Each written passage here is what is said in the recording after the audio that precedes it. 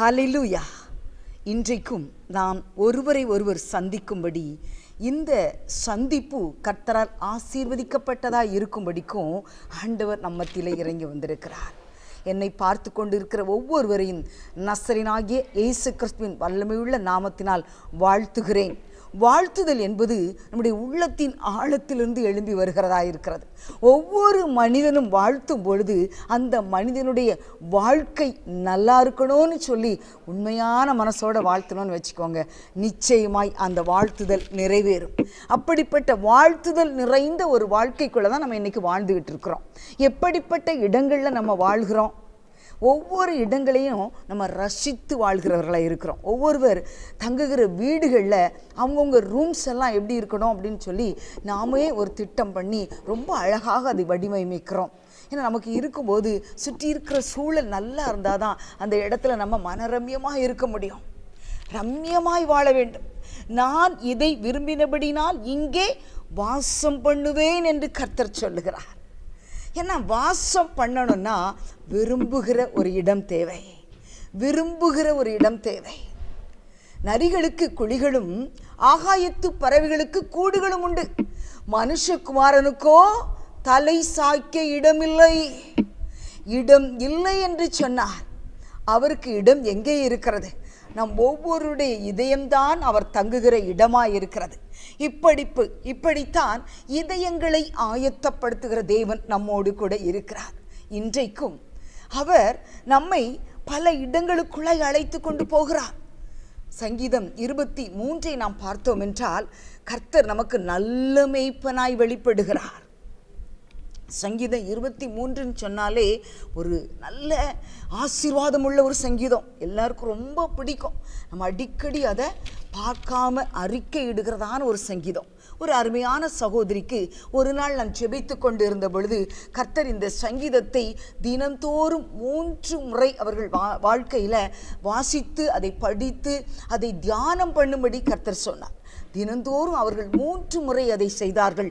இன்றைக்கு செழிப்பான இடத்திலே அவர்கள் இருக்கிறார்கள். ஹல்லேலூயா.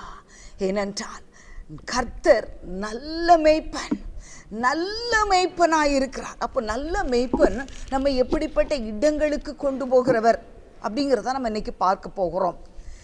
கர்த்தர் என் மேய்ப்பராய் இருக்கிறார், நான் தாழ்ச்சி அடையேன். அவர் புல்லுள்ள இடங்களில் மேய்க்கிறவர். அவர் மேய்ச்சல் இல்லாத இடத்துக்கு தன் ஆடுகளை கொண்டு போகிறவர் அல்ல. அதாவது நல்ல மேய்ச்சல், புல் இருக்கிற இடங்கள், செழிப்பான இடங்கள், நீர் தேக்கமுள்ள இடங்கள், அங்கே தண்ணீர் இருக்கும் என்றால் அதுதான் ஆடுகளுக்கு நல்ல மேய்ச்சலை கொடுக்கிற ஒரு இடம். அப்படித்தான் ஆண்டவர் நல்ல மேய்ச்சல்.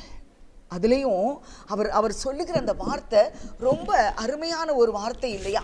எப்படிப்பட்ட ஒரு மேய்ச்சலை தன்னுடைய பிள்ளைகளுக்கு கொடுக்க வேண்டுமோ அப்படிப்பட்ட இடங்களை அவர் ஆயத்தப்படுத்துகிற தேவன். அப்படி இடங்களை குறித்து இன்றைக்கு நம்ம ஒரு சில காரியங்களை நம்ம பார்க்க போகிறோம். பாருங்க, அவர் புல்லுள்ள இடங்களில் மேய்த்து அமர்ந்த தண்ணீர்கள் அண்டையில், குழப்பமான தண்ணீர்கள் அண்டையில் போய் அவர் கொண்டு போய் தன்னுடைய ஆடுகளை விடுகிறவர் அல்ல. குழப்புகிற இடங்களுக்கு அவர் அழைத்து கொண்டு போகிற தேவன் அல்ல. ஒரு இடத்தில் அவர் அமரச் சொல்லுகிறார் என்றால் அது ஒரு தெளிவுள்ள இடமாய் இருக்கும். அந்த இடத்தில் அவருடைய சத்தத்தை நாம் தெளிவாய் கேட்க முடியும். அமர்ந்த இடங்களில் நாம் அமர்ந்து இருக்கும்போது தான் அவருடைய சத்தம், அவருடைய மெல்லிய சத்தம் நமக்கு அருமையாய் கேட்கும். அப்போ ஆடுகளுக்கு அந்த மேய்ப்பனுடைய சத்தம் கேட்க வேண்டும். கரெக்டாக அந்த ஆடு எந்த இடத்துல மேய்ந்து கொண்டு இருக்கிறது என்பதை இந்த மேய்ப்பன் அறிந்திருக்கிறான். அவன் தன்னுடைய சத்தம் போகிற இடம் வரைக்கும் அந்த ஆடுகளை மேய்க்கிறவனாயிருக்கிறான். அப்படித்தான் ஆண்டவரும் நமக்கு அப்படி இடங்களை அவர் தருகிறவராயிருக்கிறார். ஒரு இடத்துல சங்கீதத்தின் புஸ்தகம் 66 கர்த்தர் இப்பொழுது நான் பேசிக்கொண்டு இருக்கும் பொழுது எனக்கு நினைப்பூட்டுகிறார். கர்த்தர் நல்லவர். பாருங்க, அவர் அழகான ஒரு இடத்தை காண்பிக்கிறாரு. மனுஷரை எங்கள் தலையின் மேல் ஏறி போக பண்ணினீர், தீயையும் தண்ணீரையும் கடந்து வந்தோம், செழிப்பான இடத்துல எங்களை கொண்டு வந்து விட்டீர். அந்த வார்த்தையை கர்த்தர் இப்பொழுது கொடுக்கிறார். பல நேரங்களில் சுற்றி இருக்கிற மனிதர்களால் நம்ம மிகவும் கஷ்டப்படுவோம். மனுஷர் எங்கே ஏறி போகிறாங்களாம்? தலை மேலே ஏறி போவாங்க. தீ மாதிரி வார்த்தைகள் எப்படி போய் பேசுவாங்கன்னா அக்னியை நம்ம மேலே போடுகிற மாதிரி இருக்கும். அதையெல்லாம் கடந்து வர வேண்டும். தீயையும் தண்ணீரையும் கடந்து வந்தோம்.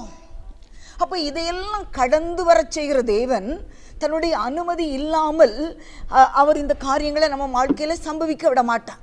பல நேரங்களில் நமக்கு நேரிடுகிற அனுபவங்கள்லாம் கசப்பான அனுபவங்களாக இருக்கும், வேதனையின் அனுபவங்களாக இருக்கும். ஆனால் அதை எல்லாவற்றையும் கர்த்தர் பார்த்து கொண்டு இருக்கிறார். மனிதர்கள் எப்படித்தான் நம்ம தலை மேலே ஏறி போனாலும், ஒருவேளை நம்முடைய முதுகு மேலே ஏறி போனாலும், நம்முடைய முதுகை தரையாக்கி அதன் மேல் மனிதர்கள் நடந்து போவார்கள். அப்படிப்பட்ட மனிதர்கள் நம்முடைய வாழ்க்கையில் கர்த்தர் அனுமதிப்பார் என்றால் அந்த மனிதர்களை வைத்து கர்த்தர் சில பாடங்களை நமக்கு கற்றுக் கொடுப்பார். நிறைய பேர் நம்ம வாழ்க்கையில் வந்து போவார்கள். ஒவ்வொரு மனிதர்கள் மூலமாகவும் ஒரு சில பாடங்களை நாம் கற்றுக்கொள்ளுவோம். கற்றுக்கொள்ளும்படிதான் கர்த்தருடைய வாழ்க்கையை கொண்டு போய் கொண்டே இருப்பார். அப்படியே விட்டு போகிற தேவன் அல்ல. அவன் சங்கீதக்காரன் சொல்லுகிறான், செழிப்பான இடத்துல என்னை கொண்டு வந்து விடுகிறவர். அவர் பாதியிலே நிறுத்துகிற தேவன் அல்ல. செழிப்பான இடத்துல என்னை கொண்டு வந்து நீங்க விட்டுட்டீங்க ஆண்டவரே, நான் நிற்கிறேன், இப்ப சுத்தி பார்க்கிறேன், என்னை சுத்தி பார்க்கிறேன், நான் நிற்கிற இடம் எப்படி இருக்கு. நான் அன்னைக்கு அக்னியை கடந்து வந்தேன், தண்ணீரை கடந்து வந்தேன். ஆனா இன்னைக்கு நான் சுற்றி பார்க்கிறேன், ரொம்ப அழகா இருக்கு நான் இருக்கிற இடம். ஏன்னா கர்த்தர் என்னை கொண்டு வந்து நிறுத்தி இருக்கிற இடம் செழிப்பான இடம். செழிப்பான இடத்துல கர்த்தர் நம்மை கொண்டு வந்து விடுகிறார். யாருடைய கையில கொடுத்து நீங்க கூட்டிட்டு போய் அவங்கள விடுங்கன்னு சொல்லல, அவரே கூட்டி கொண்டு வருகிறவர், அவரே நடத்துகிறவர், அவரே கொண்டு வருகிறவர். ஹல்லேலூயா! அத்தனை அருமையான தேவன் நம்மோடு கூட இருக்கிறார். அமர்ந்த தண்ணீர்கள் அண்டையில கொண்டு போய் விட்டார், செழிப்பான இடத்துல கொண்டு வந்து விட்டார். ஹல்லேலூயா! எவ்வளவு நல்ல தெய்வம், எவ்வளவு நல்ல தெய்வம் ஏசப்பா, எவ்வளவு நல்ல தெய்வம் ஏசப்பா, எவ்வளவு நல்ல தெய்வம் ஏசப்பா, எவ்வளவு நல்ல தெய்வம் ஏசப்பா. கண்ணீரெல்லாம் துடைப்பார், கவலைகள் எல்லாம் நீக்கிடுவார். கண்ணீரெல்லாம் துடைப்பார், கவலைகள் எல்லாம் நீக்கிடுவார். எவ்வளவு நல்ல தெய்வம் ஏசப்பா, ஆஹா, எவ்வளவு நல்ல தெய்வம் ஏசப்பா. அந்த இயேசு நம்மோடு கூட இருக்கிறார். நான் விரும்பினபடினா அவர் விரும்புகிற இடத்தில் வாசம் பண்ணுகிற தேவன். அப்போ அவர் நம்மை தாம் விரும்புகிற ஒரு இடமாய் அவர் மாற்றுகிறவர். அதை குறித்து தான் இன்னைக்கு நம்ம ஒரு நல்ல வார்த்தையை பார்க்க போகிறோம். ஒருவேளை இதெல்லாம் நம்ம பார்த்த வசனங்கள். அவர் கொண்டு வருகிறவர், அழகாய் கொண்டு வருகிறார். உபாகமத்தின் புஸ்தகத்தில் ஒரு அருமையான வார்த்தை இருக்கிறது பாருங்க, ரொம்ப அழகான வார்த்தை. அதை நான் உங்களுக்காக எடுக்கிறேன். உபாகமத்தின் புஸ்தகம் 5ஆம் அதிகாரம் 29ஆம் வசனம் பாருங்க. அவர்களும் அவர்கள் பிள்ளைகளும் என்றென்றைக்கும் நன்றாயிருக்கும்படி. இன்னைக்கு கர்த்தர் கொண்டு வந்து விடுகிற இடம் செழிப்பான இடம், புல் உள்ள இடம். அந்த இடத்துல நம்ம மட்டும் இல்ல, நம்ம பிள்ளைகளும் நன்றாயிருக்கும்படி. அப்ப கர்த்தருடைய எண்ணத்தை அறிந்தீர்களா? நீங்கள் மாத்திரமல்ல, உங்கள் சந்ததி அவருக்கு முக்கியமாயிருக்கிறது. என்றென்றைக்கும் நன்றாயிருக்கும்படி, ஏதோ ஒரு நாள் 2 நாள் அல்ல, என்றென்றைக்கும் நன்றாயிருக்கும்படி அவர்கள் எந்நாளும் எனக்கு பயந்து என்றார். அப்ப என்னென்னைக்கும் அவருக்கு பயந்து நாம் வாழ்கிற வாழ்க்கை வாழும் பொழுது ஒவ்வொரு நாளும் நாம் நன்றாயிருக்க வேண்டும் என்பதில் கர்த்தர் கவனமுள்ளவராய் இருக்கிறார். அப்படி அவர் கவனமுள்ள தேவனாய் இருந்து அவர் சொல்லுகிறார், நீ சுதந்திரிக்க போகிற தேசத்தை நீ விருத்தியாயிருக்கும்படிக்கு என்று சொல்லுகிற தேவன். அழகான ஒரு வார்த்தை. விருத்தியை கொடுக்கிற கர்த்தரவர். நீ சுதந்திரிக்க போகிற ஒரு தேசம் இருக்கிறது. இஸ்ரவேலே, நீ சுதந்திரிக்க போகிற ஒரு தேசம் இருக்கிறது. நல்ல ஒரு வார்த்தை கர்த்தர் கொடுத்தார். சுதந்திரிக்க போகிற அந்த தேசத்துல அது உபாகமம் 6ஆம் அதிகாரம் 3ஆம் வசனத்தில் இருக்கிறது. இஸ்ரவேலே, நீ நன்றாய் இருப்பதற்கும் உன் பிதாக்களின் தேவனாகிய கர்த்தர் உனக்கு சொன்னபடி பாலும் தேனும் ஓடுகிற தேசத்தில் நீ மிகவும் விருத்தி அடைவதற்கு. அப்போ ஒரு இடத்தை கர்த்தர் நமக்கு ஏற்கனவே செலக்ட் பண்ணி வைத்திருக்கிறார். யாருக்கு? இஸ்ரவேல் ஜனங்களுக்கு. எகிப்திலிருந்து தன்னுடைய ஜனங்களை அவர் கூட்டிக் கொண்டு வருகிறார். இஸ்ரவேல் தன்னுடைய ஜனம் என்று சொல்லி ஒரு முத்திரை போட்டு தன்னுடைய பிள்ளைகளை அவர் அழகாய் அருமையாய் வழி நடத்தி வருகிறார். அந்த பெரிய வனாந்திர வழியாய் அவர்கள் நடத்தப்பட்டு வருகிறார்கள். வனாந்திர பாதையில அவர் விட்டு விட்டு போகவில்லை. வனாந்திரத்தில் விடுகிறவர் அவர் அல்ல. அவர் கரம் பிடித்து கொண்டு வந்து செழிப்பான இடத்துல கொண்டு வந்து விடுகிற தேவன் என்பதை நிரூபணம் பண்ணுகிற கர்த்தராய் பாருங்க. விருத்தி அடையும்படி, பாலும் தேனும் ஓடுகிற தேசத்தில் நீ விருத்தி அடையும்படிக்கு. அப்போ உன் வாழ்க்கை இன்றைக்கு குறைவாய் முடிந்து போகிற வாழ்க்கையில விடுவதற்கு அவர் அழைக்கவில்லை. நீ விருத்தி அடையும்படி, நீ இருக்கிற இடம் விருத்தி அடைய வேண்டும். ஹல்லேலூயா, ஹல்லேலூயா. ஒரு நாள் அருமையான ஈசாக்கு பஞ்ச காலத்தில் விதை விதைத்த ஒரு மனிதனாய் நம்ம பார்க்கிறோம் ஆதியாகமத்தின் புஸ்தகத்தில். பஞ்ச காலத்தில் கர்த்தர் கொடுத்த அந்த தேசத்தில் அவர் விதை விதைக்கிறார். விதை விதைத்தால் அவர் சுற்றிலும் யார் தான் இருக்கிறாங்க? பகைவர்களும் பொறாமை உள்ளவர்கள், மனிதர்கள் தலையின் மேல் ஏறி நடக்கிறவர்கள், பொறாமை உள்ள மனிதர்கள் சுற்றி இருந்தார்கள். அவருடைய ஊற்றுக்கண்கள் திறக்கப்பட அது மூடப்பட்டது. ஏசைக்கு மூடப்படுகிறது, சித்துனா மூடப்படுகிறது. ஆனால் கர்த்தர் விட்டாரா? அவர் விடுகிற தேவன் அல்ல. ஈசாக்குக்கென்று ஒரு விடுதலையான இடம், ஒரு ஆசீர்வதிக்கப்பட்ட இடத்தை, தேசத்தை சுதந்திரிக்கும்படி செய்த கர்த்தர் அவர். ஹல்லேலூயா. ஏசைக்கு சித்தினா இன்றோடு முடிந்தது மகனே, ரெகோபோத் தொடங்கி விட்டது உனக்கு, ரெகோபோத் தொடங்கி விட்டது. நான் உனக்கு போதித்து நீ நடக்கும் பாதையை நாள்தோறும் காட்டுவேன், பயப்படாதே. நாம் நன்றாயிருக்கும்படிக்கு, நாம் விருத்தி அடையும்படிக்கு நாள்தோறும் வழிகளை காட்டுகிறவர். ஈசாக்குக்கு அப்படித்தான் காட்டிக் கொண்டு வந்தார். ஈசாக்கு பயப்படல. சுற்றி இருக்கிற எதிரிகளின் நிமித்தம் அவர் பயப்படல. அடுத்து அடுத்து அடுத்து அடுத்து அவர் தன்னுடைய செயல்களை செய்து கொண்டே வந்தார். இன்றைக்கும் கூட கர்த்தர் நம்மோடு கூட இருக்கிறார். கர்த்தர் நம் கைக்கு நேரிடுகிற அந்த செயல்களை எல்லாம் நாம் செய்து கொண்டே இருப்போம். தடுக்கிறவர்கள் யாராய் இருந்தாலும், நம்மை தடுக்கி விழப்பண்ணுகிறவர் யாராய் இருந்தாலும் கர்த்தர் அவர்களை பார்த்து கொள்ளுவார். கர்த்தர் அவர்களை பார்த்து கொள்ளுவார். தீமையை விதைக்கும்படி சத்துருக்கள் உள்ள எல்லைகளை வருவார்கள் என்றால் அந்த தீமை என்கிற விதையை கர்த்தர் நன்மை என்கிற விளைச்சலாய் நமக்கு மாற்றி தருகிற தேவன். ஹல்லேலூயா. நன்மை என்கிற விளைச்சல் நமக்கு இருக்கிறது. ஏனென்றால் அவர் நல்ல தேவன் அல்லவா? அவர் நல்லவர் அல்லவா? கர்த்தர் நல்லவர், அவர் கிருபை என்றும் உள்ளது என்று நாம் சொல்லுகிறோம் அல்லவா? நல்லவர். தீமையானவர்களை நமக்கு அனுமதிப்பது எப்படி? ஒருபோதும் தீமையை அனுமதிக்கிற கர்த்தர் நம்மிடத்தில் இல்லை. அது மாத்திரமல்ல பிரியமான பிள்ளைகளே, இன்றைக்கும் கூட உங்கள் வாழ்க்கையில், உங்கள் வேலையில் உங்களுக்கு உயர்வு இல்லை என்று வேதனையோடு கூட இருக்கிறீர்களா? அருமையான ஒரு ஆஃபீஸில் ஒர்க் பண்ணுற பிள்ளை இருக்கிறாள். அவள் தன்னுடைய ஃப்ரெண்டோடு கூட அங்கே வேலை செய்து கொண்டு இருக்கிறாள். அந்த ஃப்ரெண்டுக்கு, அந்த சிநேகிதிக்கு இவள் எவ்வளவோ உதவிகளை செய்திருக்கிறாள். இவள் உதவி செய்து இவள் மூலமாகத்தான் அந்த ஃப்ரெண்டு அந்த வேலைக்கே வந்தா. அப்போ 2 பேரும் ஒரே ஆஃபீஸில் இப்போ வேலை செய்துக்கிட்டு இருக்கிறாங்க.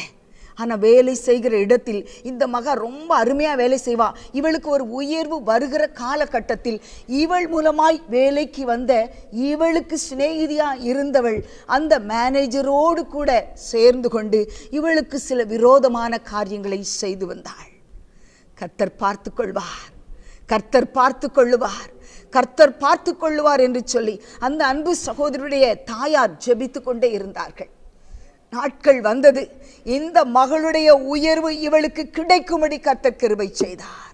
சத்துரு எத்தனை தீமைகளை விதைத்தாலும் பிரியமான பிள்ளைகளே, உங்கள் வாழ்க்கையில் அது நன்மையான அறுவடைத்தான் உங்களுக்கு தரும். நமக்கு அறுவடை தானே முக்கியம், நமக்கு அறுவடை தானே முக்கியம். கர்த்தர் ஒருவர் நமக்கு இருக்கிறார் அல்லவா, நல்ல அறுவடைகளை கொடுக்கிற கர்த்தர் நம்மோடு கூட இருக்கிறார் அல்லவா. ஹல்லேலூயா. கலங்காதிருப்போம், தேவனோடு கூட சேர்ந்திருப்போம், தேவனை சார்ந்து வாழ்வோம். எப்பொழுதும் தேவனை சேர்ந்தும் தேவனை சார்ந்து வாழ்கிற வாழ்க்கைக்குள்ள நாம் இருப்போம் என்றால் கர்த்தர் ஒரு நாளும் நம்மை விட்டு விலக மாட்டார். அந்த தேவன் பாருங்க, ஏசாயா தீர்க்கதரிசியின் புஸ்தகம் 58ஆம் அதிகாரத்தில் ரொம்ப அழகா கர்த்தர் நம்மோடு கூட பேசுகிறார். எப்படின்னா, நமக்கு கர்த்தர் எப்படிப்பட்ட இடங்களை வைத்திருக்கிறாரா. ஏசாயா 58:14 வசனம், கர்த்தரில் மனமகிழ்ச்சியாயிருப்பாய். நீ கர்த்தரிடத்துல எப்படி இருக்க போற? மனமகிழ்ச்சியா இருக்க போற. அதற்கு முந்தைய வசனங்களை பார்த்தா ஓய்வு நாட்களில் நீ எப்படி இருக்கணும்? கர்த்தரிடத்துல மனமகிழ்ச்சியா இருக்கணும். அப்போ பழைய ஏற்பாட்டின் காலத்துல ஓய்வு நாள் மாத்திரம் இருந்தது. இந்த நாட்களில் தினந்தோறும் நாம் கர்த்தரிடத்தில் மகிழ்ந்திருக்கிற நாட்கள் தான். அப்போ கர்த்தரிடத்தில் மகிழ்ச்சியா இருப்பாய், பூமியின் உயர்ந்த இடங்களில் உன்னை அவர் ஏறி இருக்க பண்ணுவார். நீ இறங்கி போயிடணும், உனக்கு உயர்வான இடம் கிடைக்கக்கூடாது என்று சொல்லி சத்துருக்கள் சதி நாச மோச வலைகளை விரிக்கலாம். ஒரு நாளும் அந்த வலையில் நீ சிக்கி போவது இல்லை. காரணம் என்னவென்றால், உன்னோடு கூட இருக்கிறவர் பெரியவர். அவர் உன் வலது பார்சத்தில் இருக்கிறபடியால் நீ அசைக்கப்படுவது இல்லை. அவர் உனக்கு வாக்கு கொடுத்திருக்கிறார் அல்லவா. நீ வாக்கு தத்தத்தை சார்ந்து வாழ்கிற மகள் அல்லவா. உனக்கு கொடுத்த வாக்கு தத்தம் தான் உன் எதிர்கால திட்டம் அல்லவா. கர்த்தர் உனக்கு ஒரு வார்த்தை வாக்கு தத்தமாய் கொடுத்தார் என்றால் அந்த வாக்கு தத்தம் உன் எதிர்காலத்தை அது தீர்மானம் பண்ணுகிறது, அது நிர்மாணம் பண்ணுகிறது. உன் எதிர்காலத்தை தீர்மானித்து தான் அந்த வார்த்தையை அவர் கொடுக்கிறார். அல்லேலூயா. அப்படி என்றால் வாக்கு தத்தத்தை பெற்ற அத்தனை பேருக்கும் அவர் கொடுக்கிறது என்னவென்றால், பூமியின் உயர்ந்த இடங்களில் அவருடைய கரத்தை கொடுத்து ஏறி வர பண்ணுகிறார். எப்படி சத்ரு நம்மை தாழ தள்ள பார்த்தாலும் அவர் ஏறி வர பண்ணுகிற தேவனாயிருக்கிறார். பூமியின் உயர்ந்த இடங்களில் உன்னை ஏறி இருக்கும்படி பண்ணி உன் தகப்பனுடைய யாக்கோபுடைய சுதந்திரத்தால் உன்னை போஷிப்பே. கர்த்தருடைய வாய் இதை சொல்லுகிறது. சாதாரணமான வாய் அல்ல, கர்த்தருடைய வாய், தேவாதி தேவனுடைய வாய் அதை சொல்லும் என்றால் அது நிறைவேற்றுவதற்கு அவர் வல்லவர். நான் சொன்னேன், நான் திட்டம் பண்ணினேன், நான் நிறைவேற்றினேன் என்று சொல்லுகிற கர்த்தர். சொல்லிவிட்டு சும்மா கடந்து போகிற தேவன் அவர் அல்ல, அவர் மனிதன் அல்ல. அல்லேலூயா. சொன்னதை செய்யும் அளவும் அவர் கைவிடாத தேவன். சொன்னதை செய்யும் அளவும் அவர் கைவிடவே மாட்டார். உனக்கு சொன்னதை செய்யும் அளவும் கைவிடவே மாட்டார். ஏல் பெத்தேல் இது வானத்தின் வாசல், ஏசையா ஆசீர்வாதத்தின் வாசல். நான் நின்று கொண்டிருக்கிற இடம் ஆசீர்வாதத்தின் வாசல். ஹல்லேலூயா. அந்த அன்பு தேவன் நமக்கு ஒரு கிரேட்டஸ்ட் பிளெஸ்ஸிங்கை கொடுக்கிறாரு. எரேமியா தீர்க்கதரிசியின் புஸ்தகத்தை கட்டாயம் எல்லாரும் திருப்பிக் கொள்ளுங்கள். வேத புத்தகத்தை திறந்து நீங்கள் பார்ப்பீர்கள் என்றால் நான் சொல்லுகிற வசனமானது உங்களுக்கு ஈஸியாக புரியும். இந்த வார்த்தை உங்களை கரம் பிடித்து நடத்தி கொண்டு போகும். உங்களுக்கு உயர்ந்த இடங்களை அது ஆயத்தப்படுத்தி தரும். செழிப்பான இடங்களில் அவர் கொண்டு போய் நிறுத்துகிற கர்த்தர். அதில் 3ஆம் அதிகாரம் 16ஆம் வசனத்திலிருந்து நீங்கள் எடுத்துக்கொள்ளுங்க. நீங்கள் தேசத்தில் பலுகி பெருகுகிற அந்த நாட்களில் அவர்கள் கர்த்தருடைய உடன்படிக்கை பெட்டி என்று இனி சொல்வது இல்லை. காரணம் என்னவென்றால், நீங்களே கர்த்தருடைய உடன்படிக்கை பெட்டி. இந்த நாட்களில் நீங்களும் நானுமே கர்த்தருடைய உடன்படிக்கை பெட்டி. உடன்படிக்கை பெட்டிக்குள் என்ன இருந்தது? மன்னா வைக்கப்பட்ட பொற்பாத்திரம், ஆரோனின் துளித்த கோல், கற்பனைகள் எழுதப்பட்ட கற்பலகைகள் இருந்தது. இன்றைக்கு நம்முடைய இருதயத்தில் ஆவியானவர் அந்த கற்பனைகளை எழுதி கொண்டு இருக்கிறார் அல்லவா. எப்பொழுதும் அவர் எழுதி இருக்கிறாரே.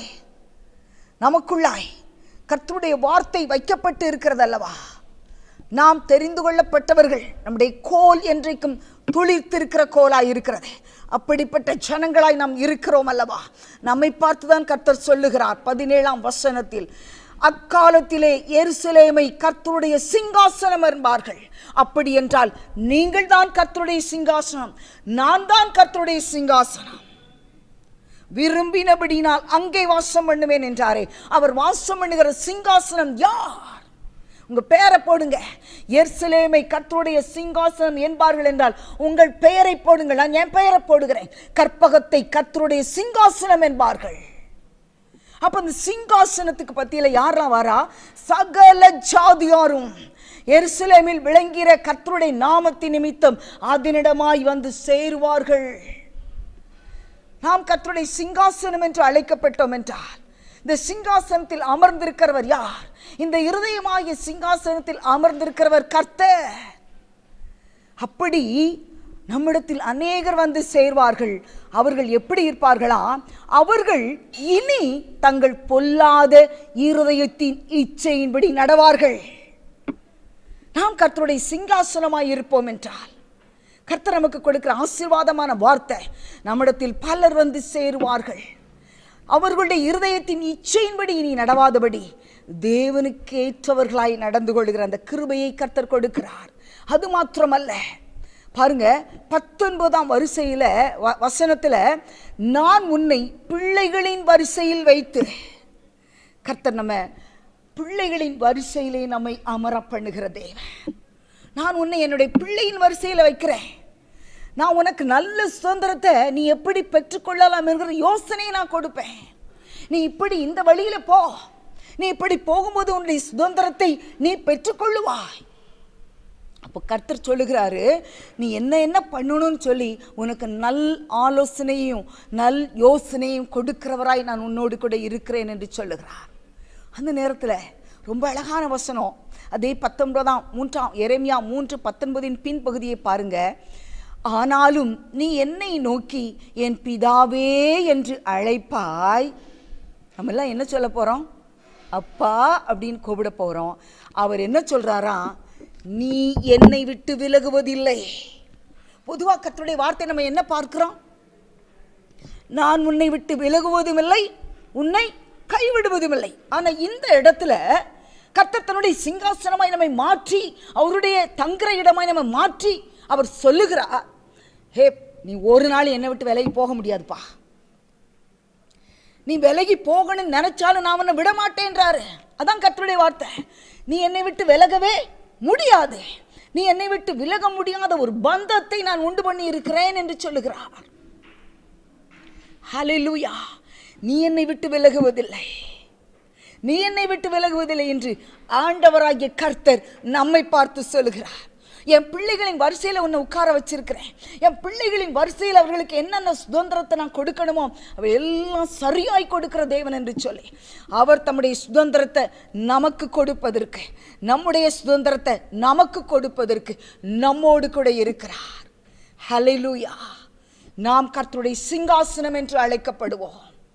நானும் நீங்களும் கர்த்தருக்கு சுதந்திரம், கர்த்தருடைய சிங்காசனம். அப்போ பாருங்க, ஒவ்வொரு இடமா நம்ம பார்த்துக்கிட்டே வந்தோம்.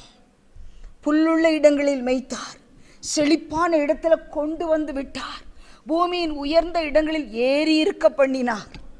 இன்றைக்கு நீதான் அந்த இடம், நீதான் அமர்கிற சிங்காசனம் என்று சொல்லி நம்மை பார்க்கிற தேவன். எவ்வளவு உயர்ந்த தேவன், உயர்ந்தவர். அவருடைய எண்ணங்கள் மிகவும் பெரியது.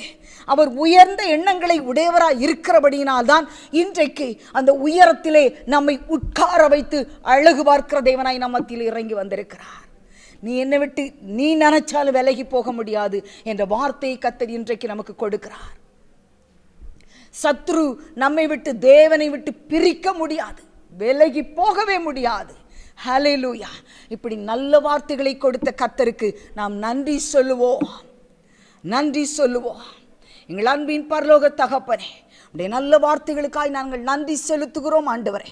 ஒவ்வொரு நாளும் எங்களை நடத்தி கொண்டிருக்கிற தேவன், உடைய வார்த்தையினால் எங்களை போஷிக்கிறீர், வழி நடத்துகிறீர் ஆண்டவரே.